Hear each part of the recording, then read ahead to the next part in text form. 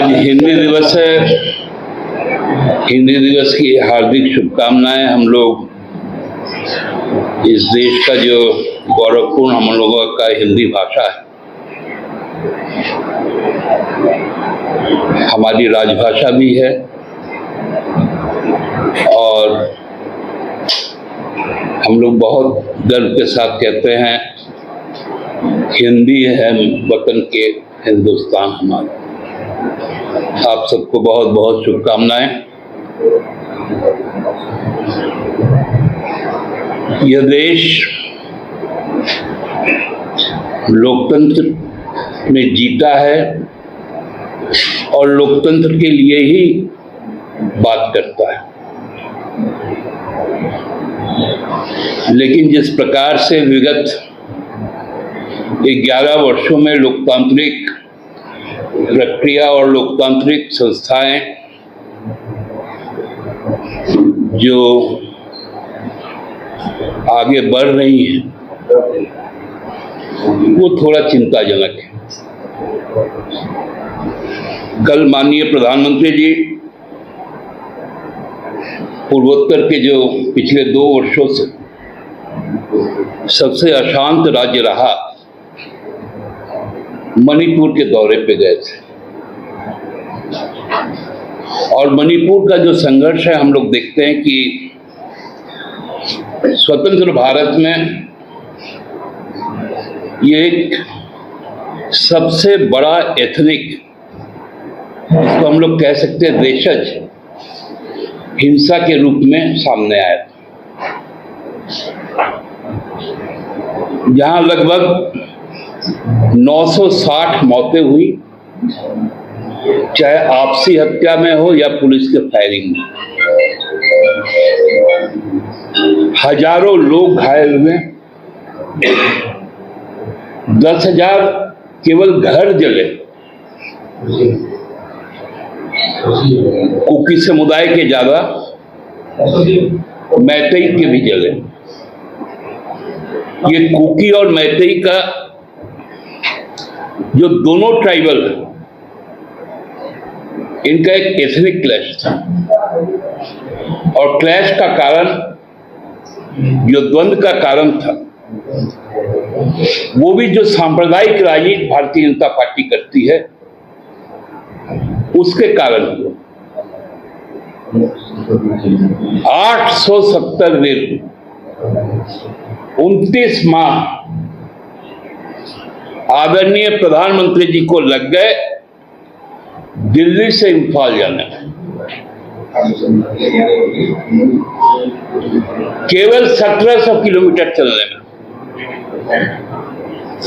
इन 870 दिनों में 1,70,000 किलोमीटर उन्होंने 44 देशों के यात्रा की। लेकिन मणिपुर नहीं गए। 44 देश की यात्रा हुई, 1,70,000 किलोमीटर उन्होंने यात्रा की। और जब मणिपुर गए, जहां 10,000 घर जल गए,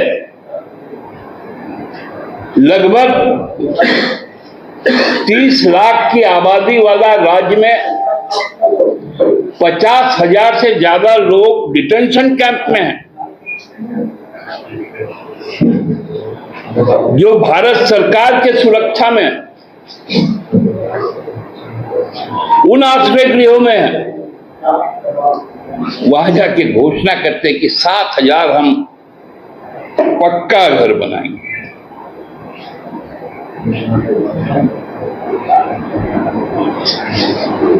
जब हालात इतने बिगड़े कि वहां के मुख्यमंत्री को 1 साल पहले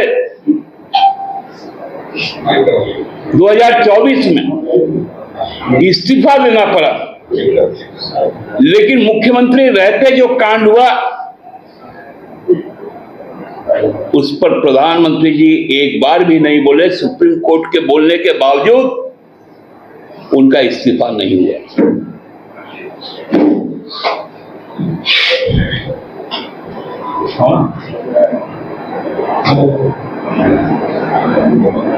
अचानक हम लोगों को भी लगा कि प्रधानमंत्री जी मणिपुर क्यों जा रहे हैं, क्योंकि वो मणिपुर को तो भारत के राज्य में शामिल ही नहीं करते हैं। तब खोजबीन के मालूम चला कि मणिपुर में भी चुनाव होना है बिहार के साथ, और जहां जहां चुनाव होना है वहां वहां प्रधानमंत्री जी जरूर जाएंगे। और लगता है कि कितना पैसा उनका अपना व्यक्तिगत है, बोलते हैं प्रधानमंत्री जी ने सौदा दिया।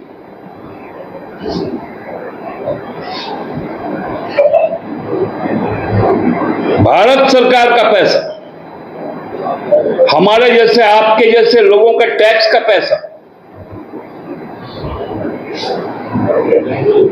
हमारे श्रम का पैसा, हमारे पैदावार का पैसा, वो लगता है व्यक्तिगत पैसा हो जाता है।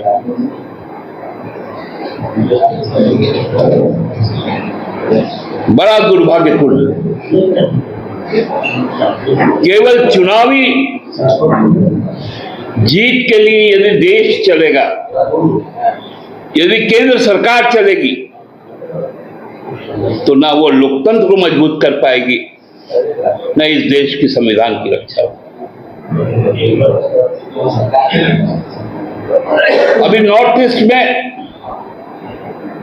चुनाव होने हैं, आसाम में होने हैं, मेघालय में होने वाले, अरुणाचल में होने वाले हैं, बंगाल में होने वाले हैं, तमिलनाडु में होने वाले हैं, केरल में होने वाले हैं, पुडुचेरी में होने वाले हैं। 17 तारीख को बिहार में भी आएंगे। केवल चुनाव प्राथमिकताओं में एक है।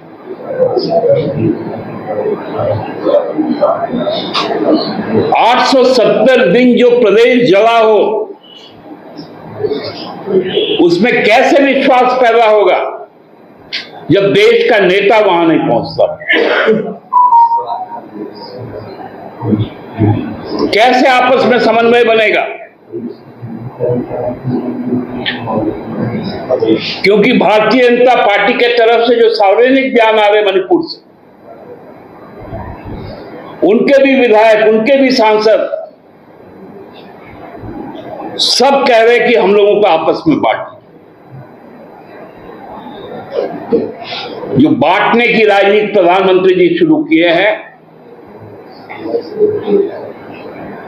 कभी धर्म देखकर, कभी लुंगी देखकर, कभी क्या देखकर,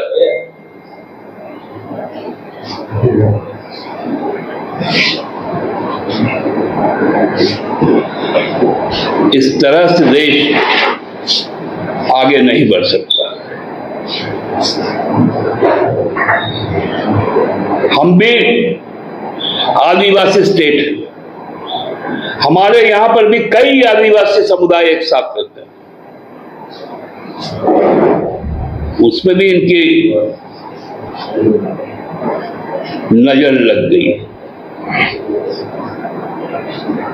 यहां पर भी एथनिक क्लैश करवाने की बार बार कोशिश होती है, लेकिन झारखंड उनके इन मंसूबों पर कभी भी ध्यान नहीं देता। इसलिए झारखंड हेमंत सोरेन के नेतृत्व में सामुदायिकता के साथ एक आगे बढ़ रहा है।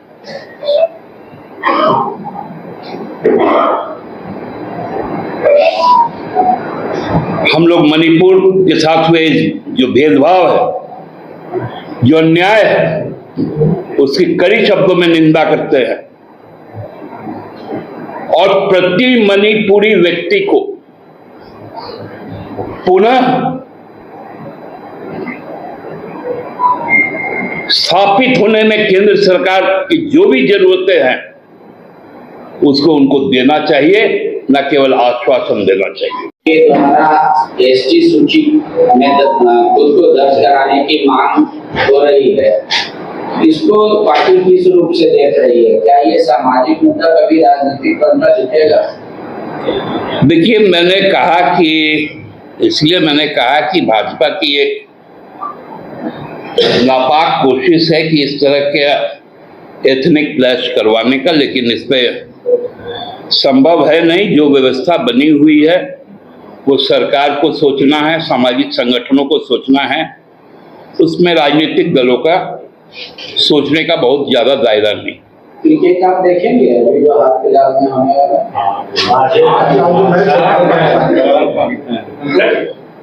अब देखिए, इसको आप लोग महज संयोग कहेंगे या प्रयोग कहेंगे। भाजपा की भाषा में जब पहलगाम में हमला हुआ तो प्रधानमंत्री जी दुबई में थे। चूंकि आईसीसी का जय शाह जी का फिक्स किया हुआ कार्यक्रम है तो ये मैच तो होना ही है, लेकिन इसके पूर्व में जब भी इस प्रकार की, चाहे 62 का युद्ध हो, 71 का युद्ध हो, हम लोगों ने अपने सारे रिश्ते खत्म कर लिए थे।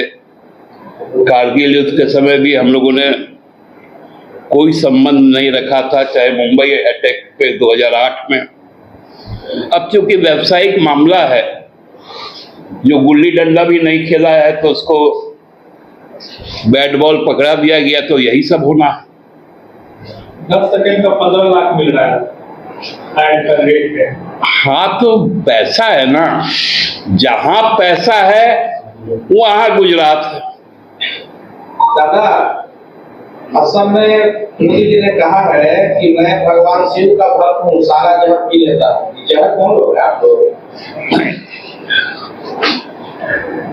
जितना 14 लाख करोड़ रुपए जो राइट ऑफ किए अपने मित्रों का, अदानी, अंबानी और लोगों का, मेहुल चौकसी लोगों का, यही तो जहर है उनका।